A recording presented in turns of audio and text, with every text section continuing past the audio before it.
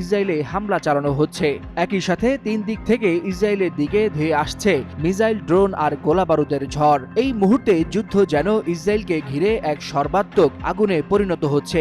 এতেই ভয় আর আতঙ্কে দিশেহারা অবস্থা তেল আবিবের। নেতানিয়াহু বাহিনীর বিরুদ্ধে ইরান ছাড়াও হামলা চালানো হয়েছে ইয়েমেন ও ফিলিস্তিনের গাজা থেকে। ইরানের বৃষ্টির মতো মিসাইল হামলার আতঙ্ক কাটতে না কাটতেই ইয়েমেনের বিদ্রোহীরা যুক্ত হয়েছে ইসরায়েলের বিরুদ্ধে সরাসরি হামলায়। সেই সঙ্গে গাজা উপত্যকাও চুপ করে বসে নেই। সেখান থেকেও একাধিক রকেট নিক্ষেপ করা হয়েছে ইসরায়েলের দক্ষিণাঞ্চলে।